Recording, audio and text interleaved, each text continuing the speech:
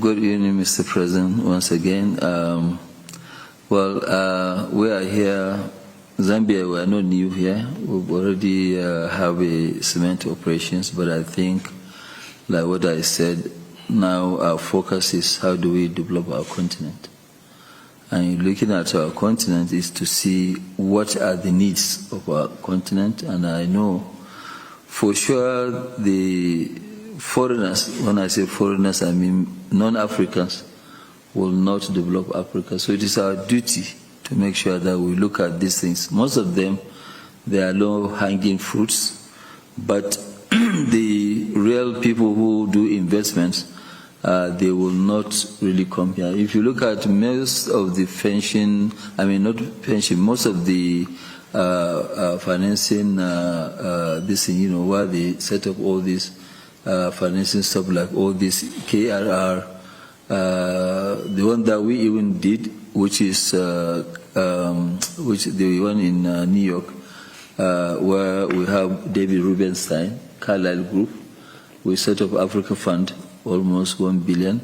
They have actually all closed because, yes, they call it risky investment. It's not really risky investment because majority of them, they did not lose any money. But just that they are not looking forward to the growth of our continent. And that is why we have to lead to make sure that, yes, our continent grows.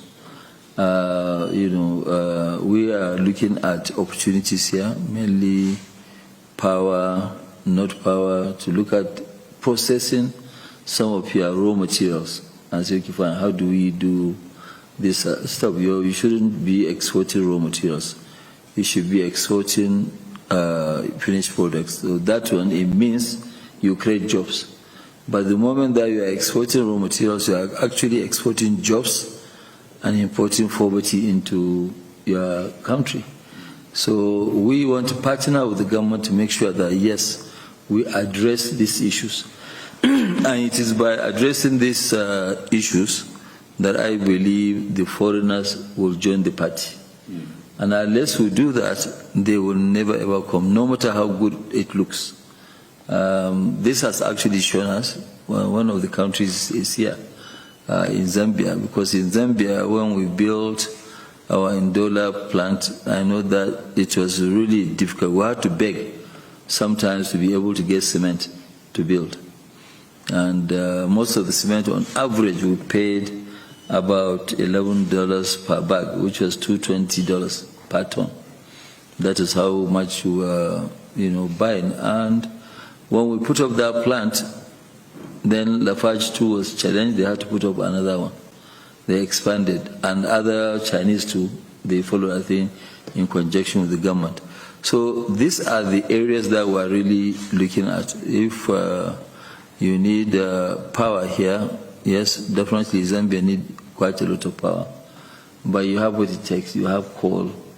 And I think you should actually use what God has given to you to generate don't go for whether the green one that they're talking about, which is, solar or wind, because you have the coal is there, and you should use it to generate your power. The power, they actually said that, Your Excellency, without power, there's no growth. No growth without power, anywhere. And then when you have power, you will actually unleash growth in the country. When you do that, you talk less when you go out there to campaign, to tell people what you've done, because they will see what it is. They will actually feel it. It's not like education where it takes several years before you can see the benefit of it. But this one, once you give power, it gives other things, opportunities, GDP growth, and it will give a lot of disposable income, just like what you mentioned, Your Excellency, saying that, yes, today in Zambia, you are using rain-fed agriculture. So rain-fed agriculture, it means that you are going to do one season. But right now, you go to countries where they are doing 3 crops per season. So if you are going to do 3 crops, it means that something like maize, which you are good at, you'll actually flood the entire African continent with maize. So, but right now, a lot of people, they're importing, maize, African countries. And one of the things that I have to also say, Your Excellency, is that being a landlocked, for example, is actually a big opportunity for you because you are surrounded by 9 countries.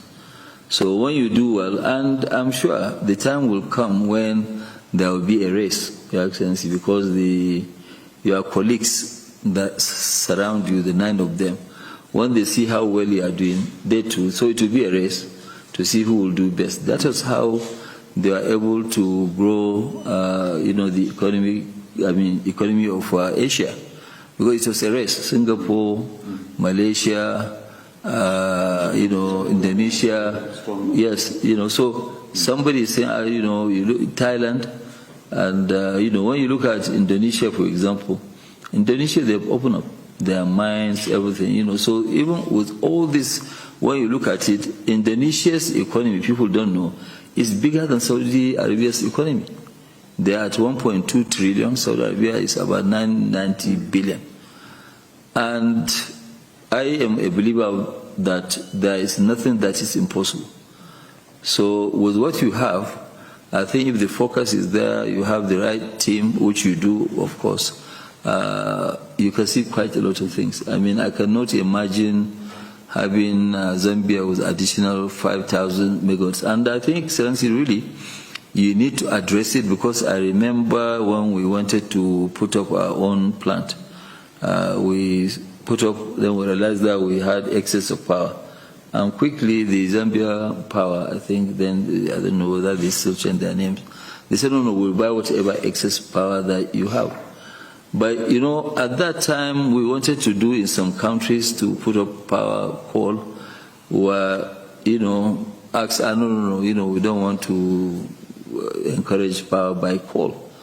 But then you can see in UK today, last year, they opened up an old mine they didn't touch for 30-something years. And they gave also a new license. And now, Germany, in the last 2 years, they have used more coal from South Africa than South Africa. So really, I think all this question about coal, we should use our God-given resources to develop our own this, and we are ready to partner with the government to actually, follow this trajectory. You can be rest assured, and that you will have my 100% support in actually, developing the economy here, so it can be a win-win situation, and we'll be very happy and proud to be part of the development of Zambia. We are all one and the same. We are just divided by politics, all these borders and co. So I believe the FCTA will come in and bring all of us together. Thank you, Excellency.